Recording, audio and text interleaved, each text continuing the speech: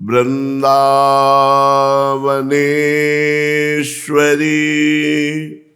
तवैव पदारविन्दम्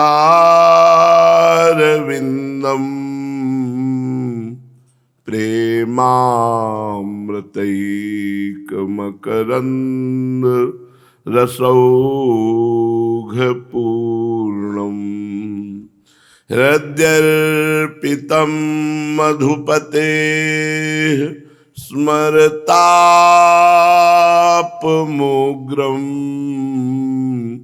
निर्वापयत् परमशीतलमाश्रयामि निर्वापयत् परमशीतलमाश्रयामि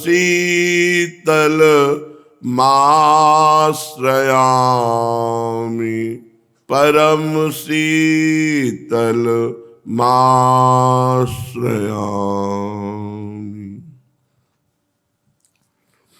परम सच्चिदानंद घन प्रेमानंद स्वरूप नवनिभृत निकुंज महामहिम परम पावन श्री वृंदावन धाम के लाड़िले युगल सरकार प्राणाराध्य प्राण प्रिय श्री प्रिया प्रीतम जू, समस्त सहचरी वृंद, खग मृग पशु पंछी तरुलता यमुना रस रानी रजरानी समस्त ब्रजवासी परिकर के चरणों में कोटिशाह प्रणाम, कोटिशाह नमन नमस्कार। श्री प्रिया प्रीतम जू की कृपा से धाम निष्ठा जागृत होती है। धाम निष्ठ को सहज में भगवत प्राप्ति हो जाती है। धाम निष्ठ का कल्याण सहज में हो जाता है। धाम निष्ठ के हृदय में धामी के प्रति स्वाभाविक प्रीति होने लगती है। जैसे श्री धाम वृंदावन, तो यहाँ के धामी श्री श्यामा श्याम, स्वाभाविक अपनापन धाम के प्रभाव से होने लगेगा। जैसे हम किसी के घर में बहुत काल तक रहे तो वो घर अपना लगने लगता है, घर वाले अपने लगने लगते हैं, पुराने सब धीरे धीरे विस्मृत होने लगते हैं। ऐसे ही अनंत जन्मों से हम वास्तविक अपने घर वृंदावन से भूले हुए संसार के घरों को, संसार के जनों को, संसार के भोगों को अपना मानते रहे। यदि हमें बहुत काल तक वृंदावन रहने को मिल जाए तो बिना साधना के धाम अपना घर लगने लगे और धामी प्रिया प्रीतम अपने घर वाले लगने लगे, बस हो गया काम। हम जब प्रभु के हैं ये बात हमारे हृदय में बैठ जाती है तो स्वाभाविक प्रभु का चिंतन होता है। जैसे हम अपने देह का, देश संबंधियों का माला जप नहीं करते पर कभी भूलते भी नहीं। सच्चा भजन तो यही है कि हम भूलते नहीं हैं, पर प्रभु एक पराये से लगते हैं, प्रभु एक गैर से लगते हैं। इसीलिए इनके लिए हमें प्रयास करना पड़ रहा है। श्रीपाद प्रबोधानंद जी महाराज कह रहे हैं, यदि वृंदावन वास करने को मिल जाए तो सब बात बन जाए। बड़ा दुर्लभ है भगवत धाम वृंदा विपिन वास करना।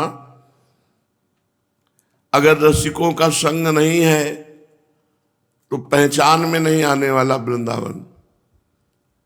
एक बार हमारे हृदय में महत्व बुद्धि बैठ जाए कि ओहो परम धाम वृंदा विपिन में हमारा वास हो गया या हम आश्रित हो गए, ये बहुत बड़ी बात है। इसीलिए प्रार्थना कर रहे हैं श्रीपाद वृंदाटवी माँ से, कृपयतु मयि वृंदारण्य रागी मनागप्यति बहुल कृपोरु स्नेह भारादश्रु फलतु तदनुकंपा कल्पवल्ली फलम तद्भुत मधिवसति में तत्प्रियाराम शिम्नि में। हे वृंदाटवी राज्ञी प्रियाजू, हे वृंदावन रानी प्रियाजू, हे वृंदाटवी माँ, हम पर इतनी कृपा कर दो, मैं अश्रु बहाते हुए सदैव आपका चिंतन करते हुए वृंदावन की सीमा के बाहर कभी न जाऊं। वृंदावन महान फल देने वाला है। तो कह दे कि वृंदावन में यदि अपराध बन गया, वृंदावन वासी है, कुछ नहीं बिगड़ने वाला। हमारी बात मान लेना। जब आप घर वाले बन के रहोगे ना तो अपराध नहीं लगेगा, और 2-4 दिन के लिए धाम का सेवन करने आओगे तो होश में रहो, अपराध न बनने पाए। यदि हमने जीवन ही दे दिया वृंदावन को, तो बहुत प्रकार से वृंदावन दुलार करता है और अपना प्रभाव और अपना स्वभाव जीव को देता है, उसके प्रभाव और स्वभाव की तरफ नहीं देखता है। वृंदावनी प्रभाव सुनो, अपनो ही गुण देत, अपनो ही गुण देत। इस बात पर ध्यान देना है। जैसे बालक मलिन को मात गोद भर लेत, मल लगाए हुए मलिन बालक है, दुनिया उसे मलिनता युक्त कहेगी, लेकिन माँ उसे अपना बेटा कहेगी। माँ को मलिनता नहीं बेटा दिखाई देता है, दुनिया को बेटा नहीं मलिनता दिखाई देती है। ऐसे ही हम उद्दंड हैं, कामी हैं, नीच हैं, पामर हैं, ये संसार देखेगा। वृंदावन देखेगा ये मेरा वासी है, बस बात बन गई। धाम मिल गया, सब बात बन गई। इसलिए कह रहे हैं कि हे वृंदाटवी माँ, हे वृंदावन रानी, वृंदावनाधीश्वरी, एक बार मेरे ऊपर कृपा कर दो कि मेरे अंदर ये बैठ जाए कि मैं वृंदावन से बाहर, सीमा के बाहर नहीं जाऊंगा। हो गया काम। इतना तो बैठा लो, ना भजन बन पावे, ना साधना बन पावे, न कोई हमसे सेवा बन पा रही, तो पड़े रहो सीमा के अंदर। जिनको ये सौभाग्य मिल गया है वृंदावन वास का, बड़ा आश्चर्य होता है कृपा को देख करके। कहो कृपा ते कहा ना होई, क्या नहीं हो सकता कृपा से। यदि हमें वृंदावन रानी श्री किशोरी जी कृपा करके एक बात दे दे, क्या कि उनके प्रिय भवन, महल, कानन, वृंदावन की सीमा के बाहर न जाऊं, ऐसी मेरे को निष्ठा दे दे, ये उन्हीं की निष्ठा से होता है। बहुत बड़ी सिद्धि है ये, बहुत बड़ा लाभ है, और सबको लाभ ये मिल सकता है, पर सब कोई इस लाभ को चाहता नहीं है। नाना प्रकार के गांव घर में पड़े हुए दुख भोग रहे हैं, लेकिन श्रीधाम वृंदावन या भगवत भजन या भगवत प्राप्ति जो महासुखमय, रास्ता ही नहीं समझ में आता। माया अवसर ही नहीं देती भजन का, बस जीवन उनका व्यतीत हो गया। वो कभी भगवत नाम, भगवत धाम, भगवत लीला, भगवत कथा, उनको कोई मतलब नहीं। वासना ऐसी बांधे हुए है कि उपासना से कोई मतलब। ये तो पता नहीं कौन सी कृपा कब की उदय हो जाती है कि जीव को भगवत मार्ग मिल जाता है। तो कह रहे हम पर तो केवल इतनी कृपा करो महारानी जी, हे वृंदावन राज्ञी अर्थात वृंदावन रानी, वृंदावनाधीश्वरी श्यामा जी, और हे वृंदाटवी माँ, हम तो केवल इतनी कृपा चाहते हैं कि हम पर इतनी कृपा कर दो कि अश्रु पुलकित भाव से मैं इस ठसक में रहूं कि मैं वृंदावन वासी हूं और वृंदावन की सीमा के बाहर कभी न जाऊं। अब बताओ इसमें तुम्हें क्या परेशानी? साधना नहीं कर सकते, भजन नहीं कर सकते, तो पड़े रहो वृंदावन में, पड़े रहो। और देश के बसत ही अधिक भजन जो होए, ई समतो पूजत नहीं वृंदावन रहे सोए। वृंदावन में जो पड़ा रहता है उसकी बराबरी बाहर का भजनानंदी नहीं कर सकता, ध्यान रखना। और देश के बसत ही घटत भजन की बात, और वृंदावन में स्वार्थो उलट भजन हो जाता। यहां स्वार्थ भी भजन माना जाता है। एक एक मिनट आपका परम पावन वृंदावन धाम में व्यतीत हो रहा है, इससे बड़ा भजन क्या हो सकता है। तेनाकारि समस्त एव भगवद धर्मोऽपि तेनाद्भुतः सर्वस्मात् पुरुषार्थतोऽपि परमः कश्चित् करस्थीकृतः तेनाधाय समस्त मूर्धनि पदम ब्रह्मादयस्तं नमन् त्यादेहान्तमधार्येण वसतौ श्री वृंदावने निश्चयम्। तेनाकारि समस्त एव भगवत धर्मोपि तेनाद्भुतः, बड़ी अद्भुत महिमा है। जिसने ये नियम ले लिया, देहांत मधारी एन वसतौ श्री वृंदावने निश्चयम, जिसने निश्चय कर लिया कि ये देह मैंने वृंदावन धाम को दे दिया, बस अब अपनी देह में जितनी श्वासें हैं वृंदावन में व्यतीत होंगी, वृंदावन के बाहर नहीं। तो बोले तेनाकारि समस्त एव भगवत धर्मोपि तेनाद्भुता, उसने समस्त भगवत धर्मों का पालन कर लिया। तेनाकारि समस्त एव भगवत धर्मे तेनाद्भुता, जो भगवत धर्मों का फल है अद्भुत पदवी, वो उसको सहज प्राप्त हो जाएगी केवल वृंदावन में शरीर रखने मात्र से। वृंदावन दुति पत्र की उपमा को कछु नाहि, कोटि कोटि बैकुंठ होते ही सम कहे न जाए। जिसने वृंदावन वास का निश्चय कर लिया मरण पर्यंत का, उसने सब भागवत धर्म कर लिए, करने की जरूरत नहीं। और समस्त पुरुषार्थ तोपि परमः कश्चित् करस्थीकृता, धर्म अर्थ काम मोक्ष और प्रेम पांचों पुरुषार्थ उसके हाथ में है, साधना से नहीं, वृंदावन वास का नियम ले लेने से। तेनाधाय समस्त मूर्धनि पदम ब्रह्मादयस्तम नमः, ब्रह्मादि बड़े बड़े देवता रोज उस महापुरुष को नमस्कार करते हैं जिसने अखंड वृंदावन वास का नियम ले लिया है।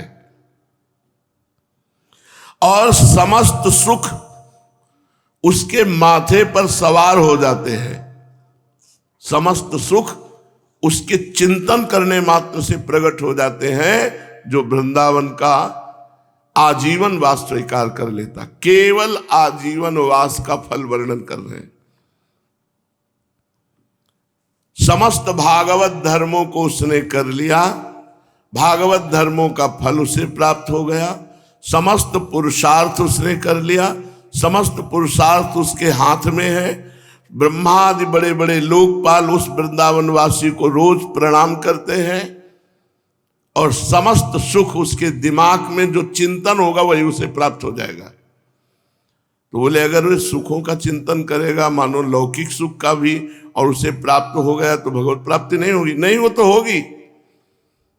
यही तो खास बात धाम की और साधना की अंतराय है। साधना में विषयों में फंस गए तो भ्रष्ट हो गए, और धाम में अगर विषय में भी हो तो यहाँ फिर स्वार्थ आपने भजन गए फिर वहां, यहां तुम्हें भजन नहीं छोड़ेगा। इसलिए हे वृंदावनाधीश्वरी, हे वृंदाटवी माँ, आप हम पे कृपा करो और मुझे अखंड वृंदावनवास की क्षमता प्रदान करो। छोटी मोटी क्षमता नहीं है, सबका मन होता है घूमने का। एक जगह बंद कर दो तो देखो मन की दशा क्या लगता है, चलो कहीं, कहाँ चलो? पूज्य पाद श्री उड़िया बाबा जी महाराज बाबा जी से प्रश्न करते हैं कि महाराज जी, एक आदमी नाम जप करता है, एक आदमी वेद पाठ करता है, तो इन दोनों में कौन सा ठीक है? जो नाम जप कर रहा है और एक पाठ करता है। पहुंचे हुए महापुरुष हैं। नाम जप करने वाले की वृत्ति तो नामाकार होगी, और नामाकार वृत्ति से होती भगवत प्राप्ति। और जो पाठ करता है वो कुछ क्षण पाठ करता है, उसका फल भले स्वर्ग मिल जाए लेकिन भगवत प्राप्ति नहीं होगी। वेद पाठ अधिक से अधिक स्वर्ग की प्राप्ति हो सकती है, क्योंकि थोड़ी देर पाठ हुआ, इसके बाद फिर विषयों का चिंतन, संसार का चिंतन। लेकिन जिसने नियम ले लिया है नाम जप का, वो नाम का ही चिंतन करता है, नाम का ही श्रवण करता है, नाम का ही गान करता है, तो उसकी नामाकार वृत्ति अर्थात भगवदाकार वृत्ति अर्थात भगवत प्राप्ति। पाठ लाभदायक है वो जो अपने इष्ट का गुणानुवाद है। श्रीमद चतुरासी जी, केवल चतुरासी जी का पाठ होता रहे तो छुट्टी 84 भ्रमंते निरखय जुगल किशोर, इसमें स्वर्ग की प्राप्ति की बात नहीं है।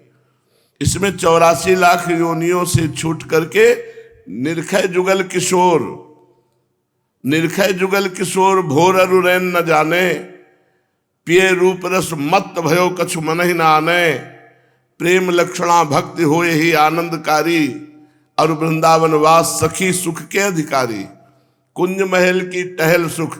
यह है पाठ का फल चतुरासी जी के। 84 लाख योनियों से छूट जाना, प्रिया प्रीतम का दर्शन पाना, प्रिया प्रीतम की प्रेम लक्षणा भक्ति प्राप्त होना, और कुंज महल की सेवा सुख का अधिकार प्राप्त हो जाना, ये प्रिया प्रीतम अपने निजी हो जाना, ये चतुरासी जी के पाठ का फल है। तो एक नाम जप करता है, एक वेद पाठ करता है और पाठ करता है, तो बोले पाठ का फल स्वर्ग हो सकता है, लेकिन भगवत प्राप्ति केवल नहीं, क्योंकि निरंतर थोड़ी आप पाठ करोगे। निरंतर के लिए नाम जप है, नाम जप के बिना भगवत प्राप्ति असंभव। महाराज जी, आपका नाम सुनकर के आया हूं, मुझे क्या करना चाहिए जिससे मेरा इसी जन्म में कल्याण हो जाए, कृपा करके बताओ। बाबा तुम कुछ जपते हो? हां, एक माला गायत्री जप करता हूं। एक माला से क्या होगा? एक माला से कुछ नहीं होने वाला। कम से कम मेरी बात मानो, आज से 11 माला जप करो। 11 माला जप करो तो कुछ तुम्हारा हृदय पवित्र हो, तुम्हारे हृदय में कुछ अनुभूतियां आवे। महाराज मेरे पास समय नहीं, क्योंकि मैं एक ब्राह्मण हूं और एक घर में रसोई बनाने का काम करता हूं, गरीब आदमी हूं, इतना समय नहीं कि मैं 11 माला जप कर सकूं। अच्छा, तो तुम गायत्री की एक माला जपो, लेकिन और समय कामकाज करते समय राधे श्याम तो बोल सकते हो।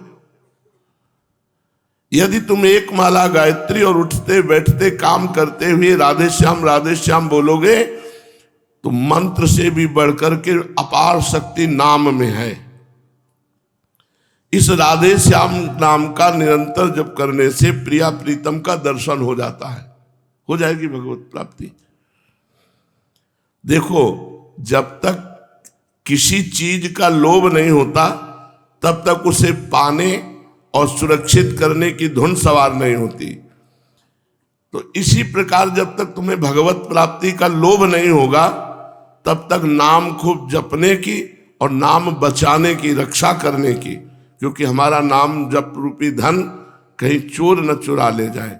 काम क्रोध लोभ मोह मद मत्सर, नाम का लोभ होने पर स्वतः ही हर समय जप होने लगता है, फिर तो 1 मिनट भी व्यर्थ बात करना बुरा जान पड़ता है। जिस प्रकार धन के लोभी को 5 मिनट भी अपने व्यापार को छोड़ना अच्छा नहीं लगता, उसी प्रकार भगवान नाम लोभी को भी 5 मिनट व्यर्थ की बातें करना अच्छा नहीं लगता। मैं समझता हूं कि साधना में सबसे कठिन बात है निरंतर नाम जप। पूज्य बाबा कह रहे हैं, ज्ञान और ध्यान तो सब कोई कर सकता है, लेकिन एक नाम बहुत समय तक निरंतर जपना सबसे कठिन बात है। लोग ज्ञान की बातें तो रात दिन करते रहते हैं, परंतु उनके हृदय में परिवर्तन नहीं होता, क्योंकि नाम जप नहीं है। नाम जप करना सबसे कठिन साधना है।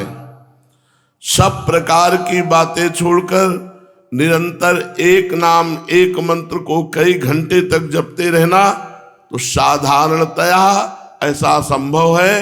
अगर ऐसा कर ले गया तो असाधारण विलक्षण शक्ति उसमें जागृत हो जाएगी। ये पूरे जीवन में इन्हीं महापुरुषों के वचनों का प्रभाव रहा कि अन्य किसी साधनों की तरफ मन लुभाया ही नहीं।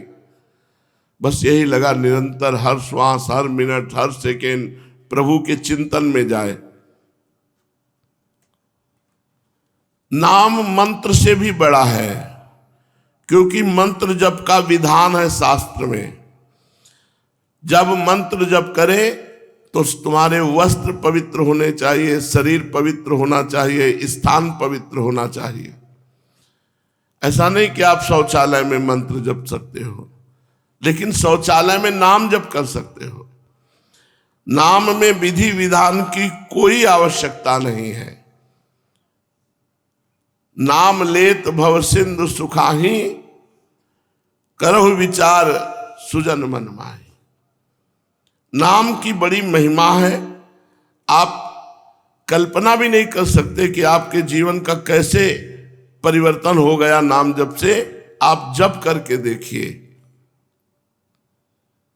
मैं सर्वथा सत्य कहता हूं, नाम जप करोगे तुम्हारा जीवन बहुत जल्दी सुखी हो जाएगा। जिसकी जिस नाम में निष्ठा हो उसको सबसे बड़ा समझे।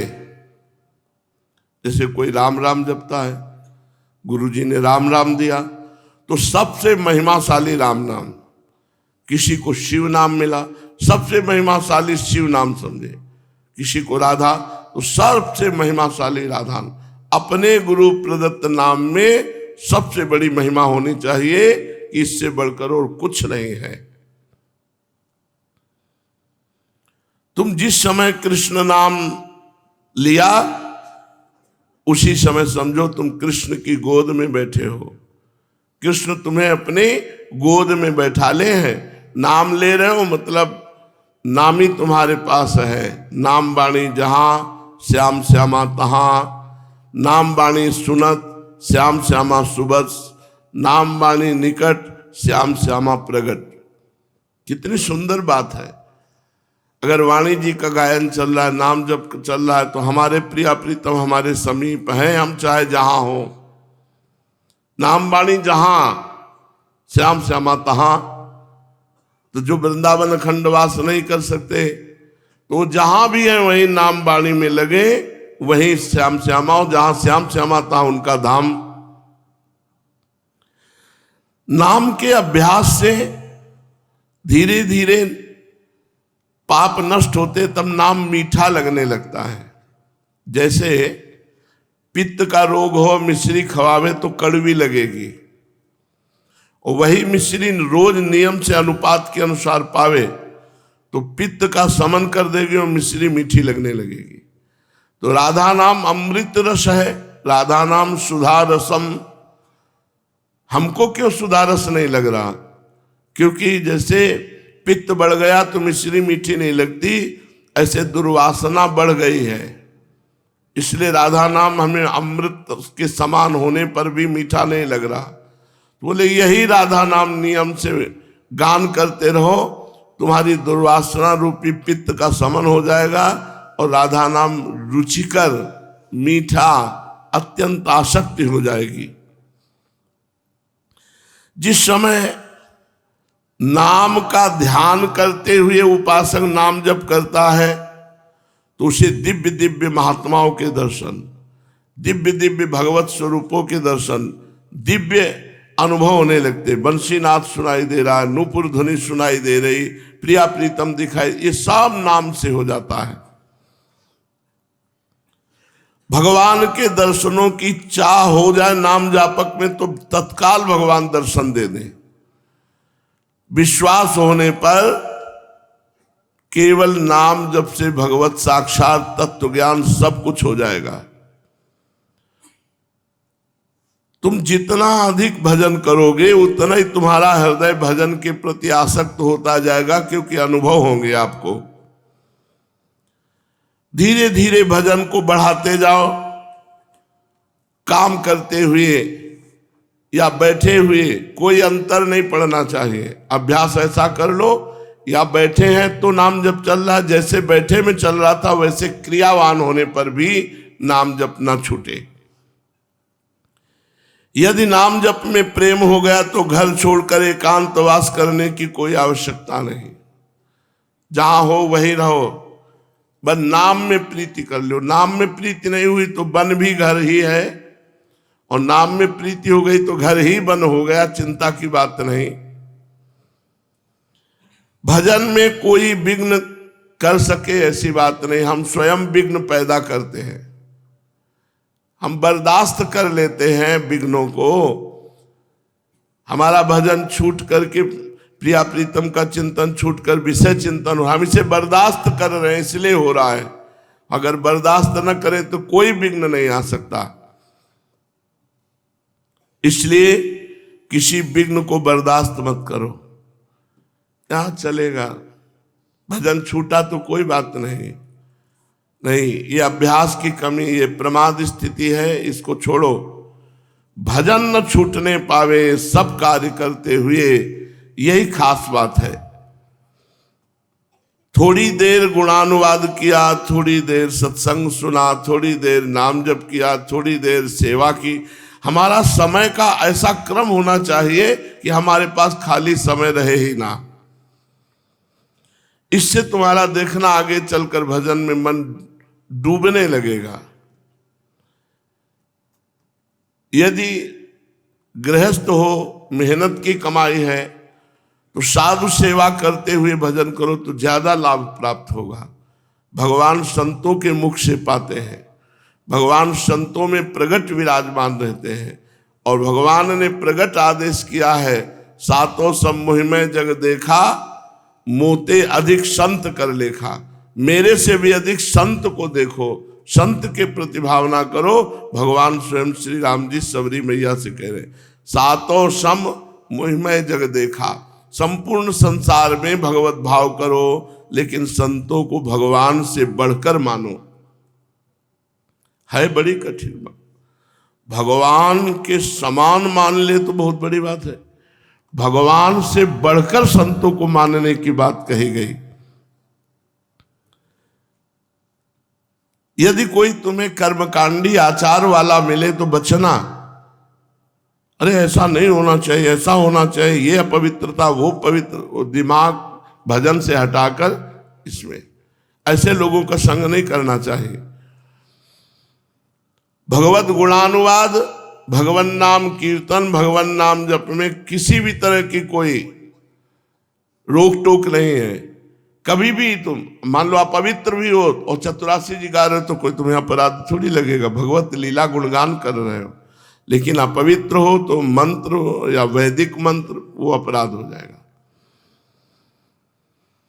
गाय दुहते समय, झाड़ू देते समय, घर के काम करते समय, या बाहर व्यापार नौकरी किसानी करते समय यदि नाम जप का अभ्यास कर लो तो सिद्ध संतों को जो गति प्राप्त होती है वही तुम्हें प्राप्त होगी।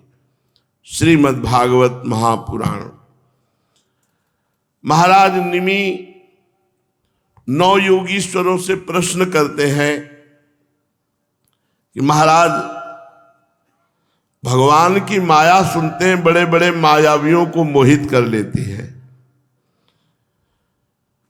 कोई उस माया को पहचान नहीं सकता कि ये माया है, और आप कहते हैं भक्त उस माया को देखता रहता है।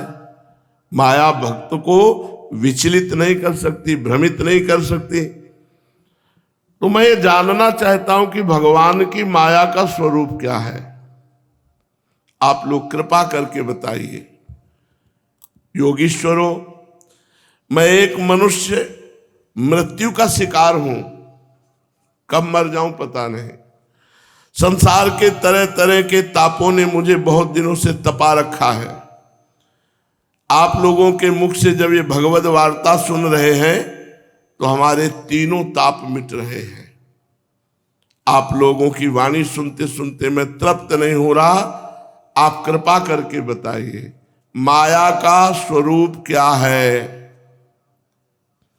अब तीसरे योगीश्वर अंतरिक्ष जी ने कहा, राजन, पहली बात है कि भगवान की माया का वर्णन ही नहीं किया जा सकता, क्योंकि वो अनिर्वचनीय है। भगवान की माया का वर्णन ही नहीं किया जा सकता क्योंकि वो अनिर्वचनीय है। आदि पुरुष परमात्मा जिस शक्ति से संपूर्ण भूतों के रूप में स्वयं बन जाते हैं, ध्यान दीजिए, जिस शक्ति का आवरण डाल करके स्वयं परमात्मा जीव रूप से खेल रहा है और उनके विषय भोग तथा मोक्ष की सिद्धि के लिए विषय भोग भी परमात्मा बना हुआ है, पर यह ज्ञान नहीं है, इसीलिए बाधक है। मोक्ष भी परमात्मा ही है, तो मृत्यु भी परमात्मा है, दुख भी परमात्मा है। जिसको सर्वात्म परमात्मा भाव हो जाता है वो माया मुक्त महापुरुष है। नहीं, भगवान माया का पर्दा ओढ़कर स्थूल शरीर, सूक्ष्म शरीर, कारण शरीर का स्वयं सच्चिदानंद पर ब्रह्म विराजमान है।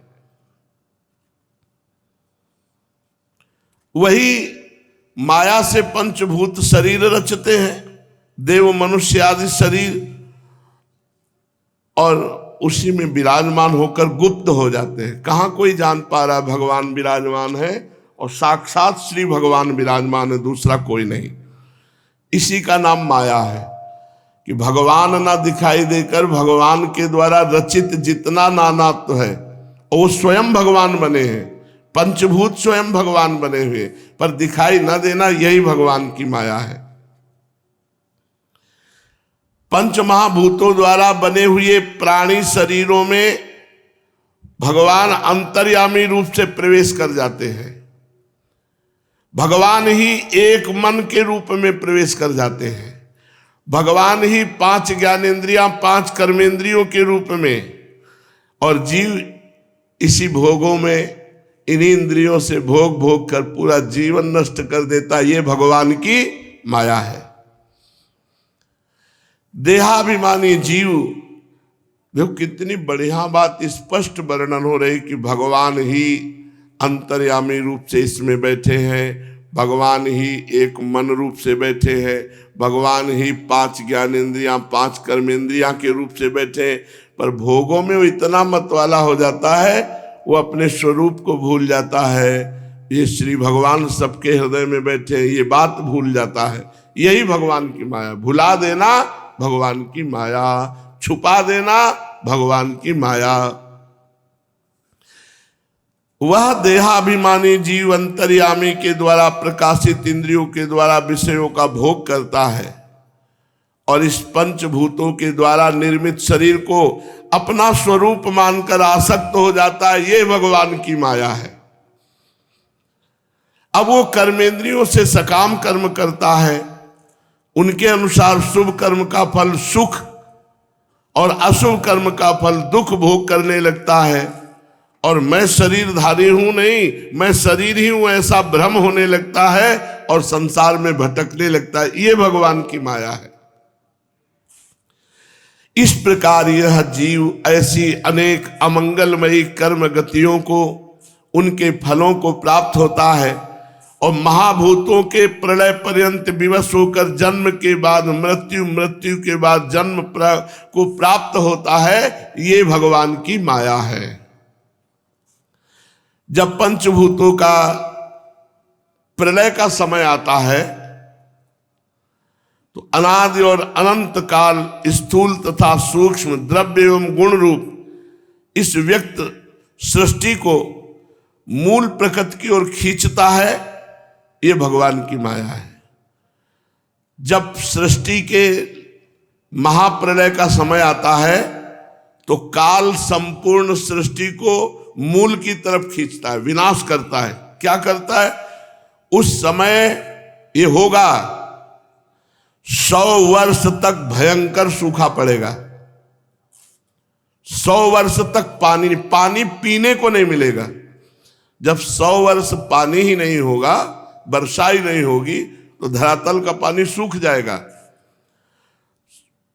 जिस समय काल संपूर्ण सृष्टि को मूल प्रकृति की तरफ घसीटता है, उस समय 100 वर्ष तक भयंकर सूखा पड़ जाता है, एक बूंद पानी नहीं। भजन कर लो, अभी सब सुविधा है, वो कौन सा पानी फिल्टर करके पी रहे हो? ऐसे गड्ढा में भी नहीं मिलेगा, फिल्टर की तो बात जाने दो। जब नीचे से नहीं आएगा तो फिल्टर कहां से होगा? जब ऊपर से नहीं आएगा तो नीचे वाला भी तो सूख जाएगा। बड़ी भयंकर दुर्गति होगी यदि भजन नहीं करोगे। और ये सब भोग चुके हैं हम, और भोगेंगे अगर भगवान को प्राप्त नहीं किया। 100 वर्ष तक एक बूंद पानी नहीं गिरा, 100 वर्ष तक वर्षा न हो, इसी में काफी निपट गए। काल भगवान सबको मूल प्रकृति की तरफ, ब्रह्म की तरफ घसीटते हैं। जब महाप्रलय का समय आता है, 100 वर्ष तक बिल्कुल पानी नहीं गिरता। अब वर्षा बिल्कुल ना होने के कारण प्रलय काल की शक्ति से गर्मी बढ़ती है, और उस गर्मी से तीनों लोग त्राहिमाम बोल जाते हैं, ये भगवान की माया है। उस समय भगवान शेष के 1000 मुखों से आग पैदा होती, विषैली प्रचंड आग की लपटें नीचे से पाताल से उठती और ऊपर के लोगों को जलाती। 100 वर्ष तक पानी नहीं गिरा। इसके बाद इतनी उष्णता बढ़ती, तीनों लोग गर्मी से त्राहिमाम बोल जाते हैं। फिर भगवान शेष के मुख से अग्नि की लपटों सहित विष की ज्वाला निकलती है। वायु की प्रेरणा से वो लपट पाताल लोक से जलाना आरंभ करती है और ऊंची ऊंची चारों ओर फैल जाती है। और इधर 12 सूर्य, ऊपर से 12 सूर्य एक साथ उदय होकर अग्नि पैदा कर देते। नीचे से भगवान शेष की अग्नि, पूरा संसार अग्निमय अग्निमय। ये भगवान की माया है। अब जब 100 वर्ष तक सूखा पड़ा और 100 वर्ष तक अग्नि अग्नि अग्नि, कुछ नहीं बचा, सब भस्म। फिर प्रलयकालीन सांवर्तक मेघगण, हाथी की सूंड के समान मोटी मोटी धाराएं, 100 वर्ष तक वर्षा ही वर्षा। ये सब भोगना है। अगर भजन नहीं करोगे तो भले कीड़ा मकोड़ा बनोगे, उसी में छुन्न से हो जाओगे आग में। भजन कर लो, भगवत प्राप्ति कर लो, बहुत आवश्यक है। मानव देह में हो सकती है, अन्य देह में नहीं। संपूर्ण ब्रह्मांड जल में पहले 100 वर्ष तक सूखा, 100 वर्ष तक भयंकर गर्मी, फिर 100 वर्ष तक आग की लपटें, नीचे से भगवान शंकरषण शेष जी, ऊपर से 12 आदित्य, और पूरा संसार भस्म हो गया।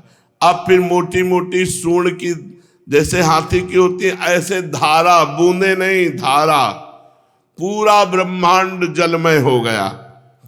ये भगवान की माया है। राजन, जैसे बिना ईंधन के आग बुझ जाती है, वैसे ही विराट पुरुष ब्रह्मा अपने ब्रह्मांड शरीर को छोड़कर सूक्ष्म स्वरूप अव्यक्त भगवान में लीन हो जाते हैं। ये भगवान की माया। अब वायु पृथ्वी की गंध को खींच लेती, जिससे पृथ्वी जल रूप हो जाती, पृथ्वी नाम की कोई चीज नहीं रह जाती। और वही वायु जल के रस को खींच लेता है, तो जल अग्नि रूप हो जाता है। ये भगवान की माया है। और जब अंधकार अग्नि के रूप को छीन लेता है, तब अग्नि वायु रूप हो जाती है। और वायु की स्पर्श शक्ति जब छिन जाती है, तो आकाश रूप हो जाता है। सब अपने में जैसे प्रकट हुए थे, वैसे लौटते हुए चले जा रहे हैं। तब वायु आकाश में लीन हो जाता है। ये भगवान की माया है। तदनंतर काल रूप परमात्मा आकाश के शब्द गुण का हरण कर लेता है, जिससे तामस अहंकार में लीन हो जाता है। ये भगवान की माया है।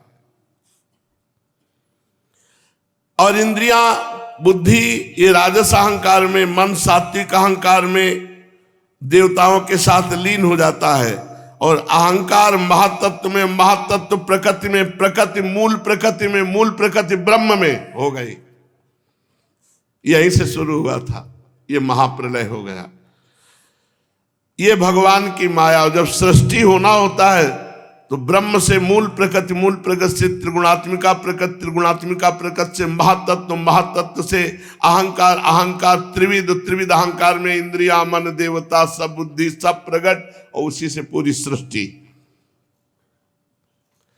सृष्टि, स्थिति और संहार ये तीनों माया से हो रहे हैं। हमने सूक्ष्म रूप से ये माया का वर्णन किया। अब क्या सुनना चाहते हो राजन? तो राजा निमि ने पूछा, महर्षि ये तो बड़ी कठिन है भगवान की माया। जरा सोचो उस समय जब 100 वर्ष सूखा पड़ेगा, सोचो उस समय जब 100 वर्ष आग गिरेगी, जब 100 वर्ष वर्षा होगी, पूरा ब्रह्मांड लीन होगा, उस समय की स्थिति को सोचो। इसलिए आज भजन कर लो। लोग कहते हैं कि क्या भगवत प्राप्ति, मौज लो, कल किसने देखा है? कल आप ही देखोगे भगवान, आप ही देखोगे, किसने नहीं देखा। आप ही त्राहिमाम बोलोगे। तुम अविनाशी हो, तुम्हारा शरीर छूट जाएगा, लेकिन दूसरा शरीर मिलेगा, फिर देखोगे तुम ही।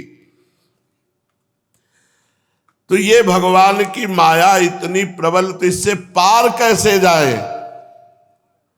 राजा निमि ने पूछा, ऐसा माया भगवतः सर्ग स्त्यंत कारिणी त्रिवर्णा वर्णितास्माभि किम भूया श्रुतिमिच्छसि यथैतामैश्वरीं मायां दुस्तरात्म कृतात्म भी तरंत्यंजः स्थूल धियो महर्ष इदमुच्यताम। इस माया से तरा कैसे जाए, इससे मुक्त कैसे हुआ जाए? ये तो सुनाई के भयभीत हो।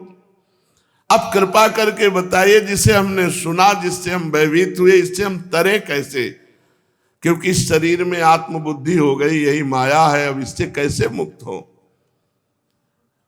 बहुत ध्यान से सुनना। माया से मुक्त होने का उपाय। अब चौथे योगीश्वर प्रबुद्ध जी बोले, राजन भगवान की माया से ये स्त्री पुरुष का ऐसा बंधन बन जाता है कि वो उपाय करता है दुख निवृत्ति के लिए, वो भोगता जाता है दुख पे दुख। वो बड़े बड़े कर्म करता है सुख प्राप्ति के लिए, परिणाम में उसे दुख ही मिलता है। जो पुरुष माया के पार जाना चाहता है, उसको चाहिए कि विचार करे कि कर्मों का फल विपरीत क्यों हमें मिल रहा है। हम कर्म करते हैं सुख के लिए। जैसे पूरे संसार में जितने मनुष्य है, सब सुख के लिए कर्म करते हैं, दुख के लिए कोई कर्म नहीं करता, पर परिणाम में दुख भोगने को मिलता है। तो विचार करना चाहिए हमसे त्रुटि कहां हो गई। सुख के बदले में दुख पाते हैं, दुख निवृत्ति के स्थान पर दिनों दिन दुख बढ़ता जाता है। एक धन को ले लो, इससे दिन पर दिन दुख बढ़ता है, इसको पाना कठिन, मिल जाए तो ये आत्मज्ञान के लिए मृत्यु रूप है, मृत्यु स्वरूप है। श्री स्वामी हरिदास जी महाराज कहे, हरिदास मीच जो आवे त्यो धन है आप उनको। अध्यात्म में धन क्या है? बोले मृत्यु स्वरूप है।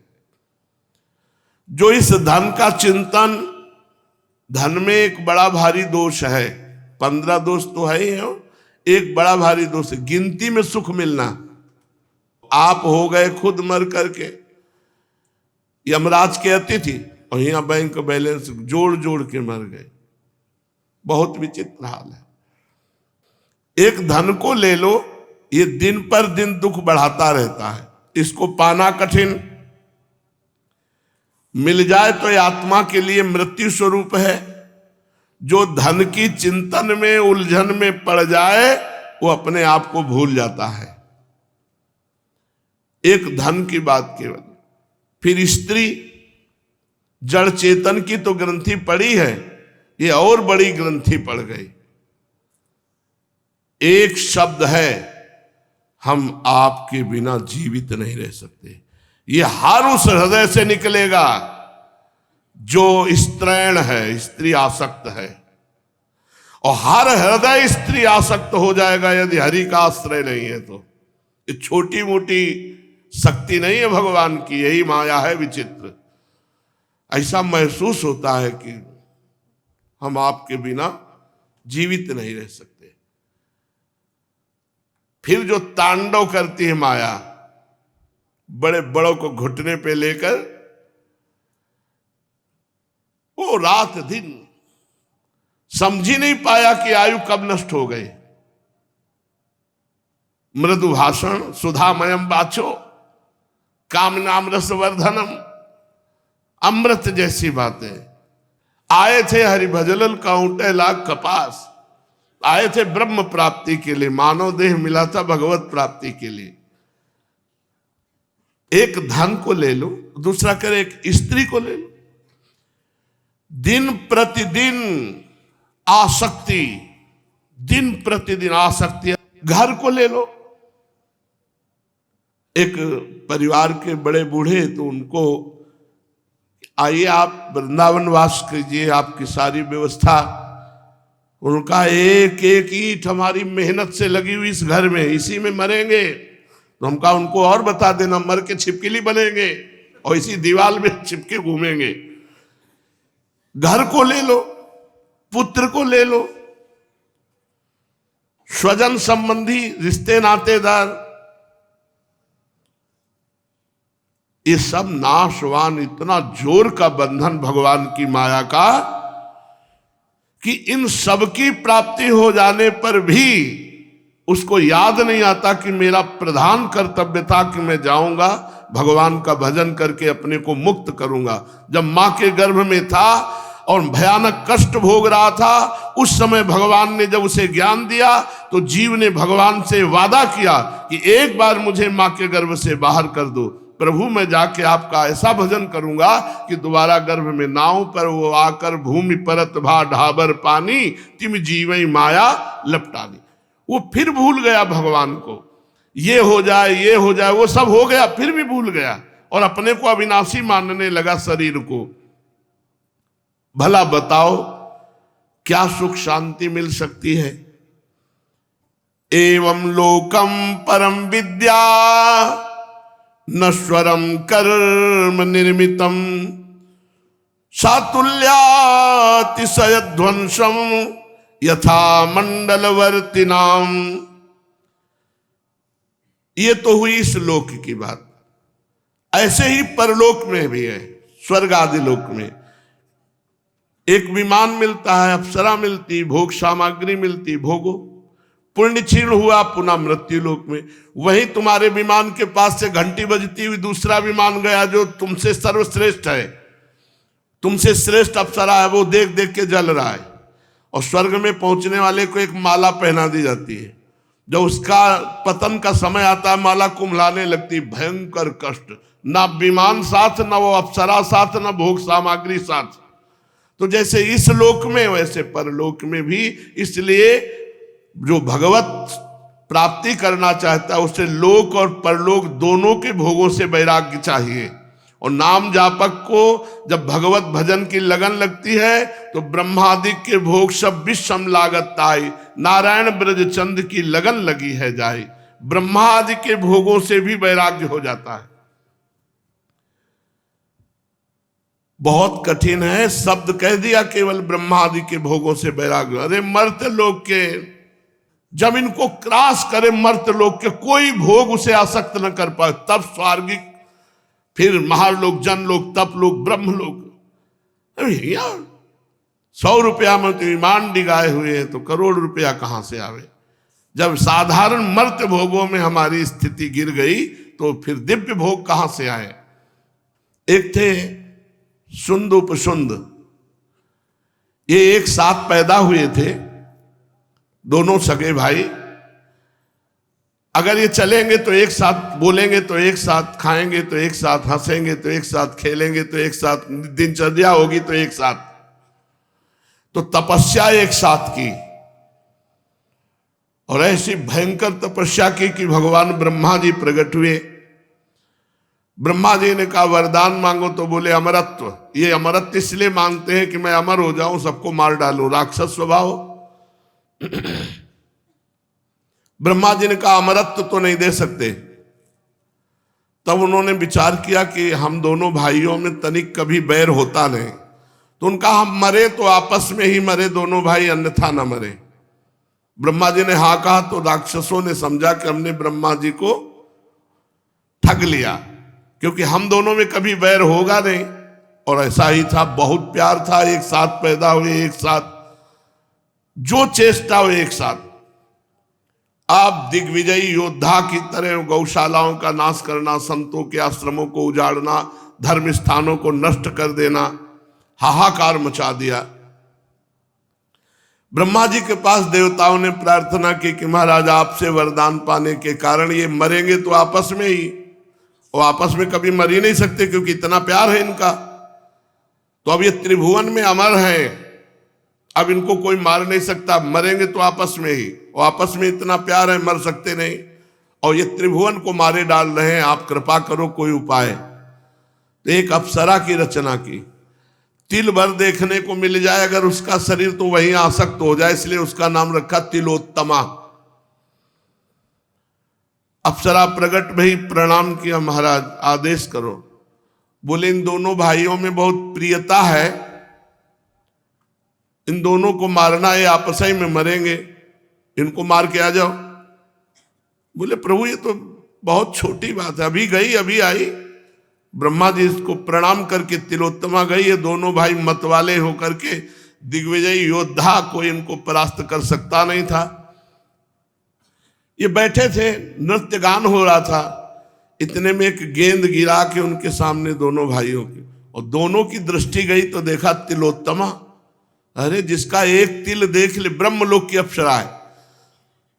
अब दोनों चले, एक ने जाकर दाहिना हाथ पकड़ा, एक ने बायां। छोटे ने कहा बड़े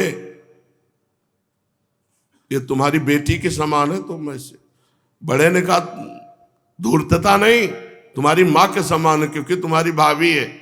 और दोनों की तरफ देख के मुस्कुरा दिया। मुस्कुराहट ही भगवान की माया है। शुंद उपशुंद,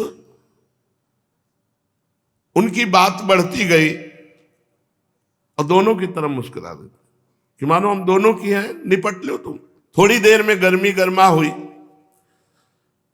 बोले इसी से पूछ लेते हैं किसकी है। तो तिलोत्तमा ने मुस्कुरा कर कहा महावीरो, मैं तो आपकी सेवा में आई हूं, पर मैं उसी की सेवा में रहूंगी जो एक पर विजयी होगा। अब ये आप निश्चय कर लो कि दोनों में विजयी कौन होंगे। भयंकर युद्ध हुआ, दोनों मारे गए। तिलोत्तमा लौट के ब्रह्मलोक गई, बोले महाराज काम हो गया। भगवान की ये विचित्र माया ऐसी है कि चाहे कोई कितना बड़ा संयमी, प्रेमी, नियमी, धर्मात्मा हो, इस माया के चक्कर में फंस करके भगवान को भी भूल जाएगा। इंसान की मित्रता तो जाने दो, भगवान को, भगवत प्राप्ति होते होते रुक जाएगी। इसलिए कह रहे हैं अगर इस माया पर विजय प्राप्त करना है तो तस्मात् गुरुम प्रपद्येत जिज्ञासु श्रेय उत्तमम शाब्दे परेत निष्णातम ब्रह्मण्युपसमाश्रयम्। इसलिए यदि आप अपना परम कल्याण चाहते हैं तो सबसे पहला काम करो, गुरु का वरण कर लो। तस्मात् गुरुम प्रपद्येत जिज्ञासु श्रेय उत्तमम। अपना कल्याण चाहने वाले जिज्ञासु का उत्तम कार्य है कि पहले गुरुदेव का वरण करें। गुरुदेव कैसे हो? शाब्दे परे च निष्णातम ब्रह्मण्युपसमाश्रयम्। शब्द ब्रह्म, वेद, शास्त्र, पुराण, इतिहास सबके ज्ञाता हो, और परब्रह्म, ब्रह्मबोध संपन्न महापुरुष हो। दोनों बात होनी चाहिए। यदि वो केवल ब्रह्मबोध संपन्न है तो शब्दों के द्वारा अपने अनुभव नहीं बता सकते, और यदि केवल शब्दों का ज्ञान है ब्रह्म अनुभूति नहीं तो अनुभव नहीं बता सकते, इसलिए दोनों होने चाहिए, परब्रह्म की अनुभूति और शब्द ब्रह्म का ज्ञान। शब्द ब्रह्म अर्थात समस्त शास्त्रों का ज्ञान और परब्रह्म अर्थात परमात्मा की अनुभूति। श्री सद्गुरुदेव भगवान का आश्रय लेकर के ये देखना चाहिए कि सद्गुरुदेव भगवान कैसे हों। तो बोले शांत हो। शांत उसे कहते हैं मान अपमान निंदा स्तुति लाभ हानि दुख सुख हर परिस्थिति में शांत। गुरुदेव ऐसे होने चाहिए जिनका चित्त शांत हो। फिर दूसरा, व्यवहार में प्रपंच में फंसे ना हो। जो खुद फंसे हो हमको क्या निकालेंगे। अगर भगवत प्राप्त नहीं हुए ना, चेला बना रहे हो ना, स्वयं तो भगवत प्राप्त हो नहीं, स्वयं भजनानंदी हो नहीं। तो एक दिन एक गुरुजी जा रहे थे तो एक केचुआ में लाल चींटी करीब 1000 लाल चींटी अगर तुम्हें काट ले तो वहीं खुजलाहट और जलन पैदा हो जाएगी। वो चींटी केचुआ समझते हो ना, जो मिट्टी खाता है, बहुत कोमल शरीर का होता है। तो देखा कि वो तड़प रहा था। तो शिष्य ने कहा महाराज ये तो चींटियां देखो कैसे केचुओं को खा रहे हैं, भगवान बड़े निर्दयी है। एक तो केचुए को कोमल शरीर दिया और ऊपर से लाल चींटी खा रहे हैं।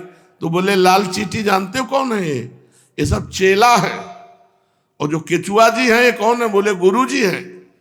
हरई शिष्य धन शोक न हरई, सो गुरु घोर नरक मा परई। गुरु शिष्य अंध बधिर कर लेखा, एक न सुनई एक नहीं देखा। ये गुरु शिष्य का संबंध रुपये का संबंध नहीं है। तब लग जोगी जगत गुरु, जब लग रहा है निराश, और जब आशा मन में भई जग गुरु जोगी दास। जोगी दास हो गया, जगत उसका गुरु हो गया। गुरुदेव कैसे होने चाहिए? परब्रह्म की अनुभूति और शब्द ब्रह्म का ज्ञान। शब्द ब्रह्म का पूरा ज्ञान नहीं है, परब्रह्म की अनुभूति तो कोसों दूर है। देह भाव की पुष्टता वाला कैसे देह राग छोड़वा देगा हमें बताओ। जिसको स्वयं भगवान में प्रेम, जब भगवान में प्रेम होता है तो नहीं खान पान ते भावे है, नहीं कोमल वसन सुहावे है। चेला बनाने का अधिकार है भगवत प्राप्त महापुरुष को, जिन्होंने निरंतर भगवदाकार वृत्ति कर ली। एक बार देख लिया, एक बार उपदेश दे दिया, वो जीवन का परिवर्तन करके भगवान के भजन में लगा। बस गुरु मंत्र दे दिए, तुम मंत्र को पकड़कर खूब निरंतर जपते हुए भगवान में। गुरु शिष्य का यही संबंध है। कोई प्रश्न है तो गुरु से समाधान करा लो। गुरु के वस्त्र, गुरु का भोजन, गुरु का ये भगवान के द्वारा भरण पोषण होता है। आपको लग रहा है तो 4 रोटी दे दो, आपको लग रहा है कि कपड़ा फटे तो लंगोटी अचला दे दो, हो गया। ये भजन का संबंध है, ये व्यवहार वाला संबंध नहीं है। तो बोले गुरु कैसे होने चाहिए? बोले व्यवहार प्रपंच से उपरत होने चाहिए। उपरत व्यवहार प्रपंच से कोई मतलब नहीं, केवल भगवत चर्चा, केवल भगवान से मतलब। परब्रह्म की अनुभूति, अपना काम हो जाना चाहिए। और साथ में जिसका हाथ पकड़े उसका बेड़ा पार होना चाहिए। अगर वो आज्ञा पालन नहीं करता तो वो भोगेगा, पर आपका जिम्मेवारी है। अब गुरु बना लेने का मतलब है उसने अपने आप को आपको समर्पित कर दिया, अब उसका सारा भार आपके ऊपर है। हमने शास्त्रों में स्वयं तो नहीं पढ़ा, लेकिन शास्त्रों के ज्ञाता एक से सुना। अगर शिष्य पाप करे और आपका गुरु शिष्य का संबंध, आपने उसे डांटा नहीं, आपने उसको दंड नहीं दिया, तो आपको उस पाप का फल भोगना पड़ेगा। अगर वो परब्रह्म की अनुभूति से युक्त है तो उनका बाल बांका भी नहीं होगा। अगर स्वयं अनुभूति नहीं हुई तो ये चेले जो है नरक में ठेली ठेला। पक्का समझो, ये कोई खिलवाड़ नहीं है। आजकल इसे बहुत बड़ा व्यापार बना लिया गया है गुरु शिष्य के संबंध को, जो बहुत हानिकारक है। जब तक भगवत प्राप्ति न हो तब तक आगे बढ़ता रहे साधक, कभी इन सब बाहरी व्यवहारों में न पड़े। ये प्रपंच नहीं होना चाहिए। व्यवहार प्रपंच से मुक्त गुरु और व्यवहार प्रपंच से मुक्त करना शिष्य का जो संबंध है वो ये है। गुरु पर ब्रह्म की अनुभूति, शाब्द ब्रह्म के ज्ञाता और शांत चित्त और व्यवहार से उपरत होने चाहिए। वो ताकि अपने ब्रह्मानुभूति की बातें अपने शिष्य को बताकर उसे माया मुक्त कर सके। 88,000 ऋषि हैं, शौनक जी उनके मुखिया हैं। 88,000 एक साथ रहते, 88,000 ऋषि एक साथ, शौनक जी उनके मुखिया। 60,000 ऋषि बालखिल्य, बालखिल्य ऋषि 60,000 एक साथ रहते हैं। 60,000, 88,000। वो कथा भी होती थी वहां, वो माइक नहीं था, बिना माइक के श्री सूत जी बोलते थे और 88,000 ऋषि बैठ के सुनते। 88,000 बैठे तो हमें लगता है परिक्रमा मार्ग सब ऐसे 88,000 बहुत होते हैं, वहां तक आवाज जाए।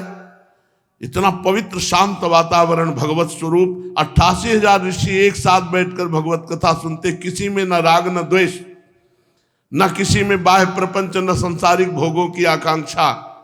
88,000 एक साथ रहना ये बहुत आश्चर्य की बात। 60,000 एक साथ रहना, बालखिल्य ऋषि।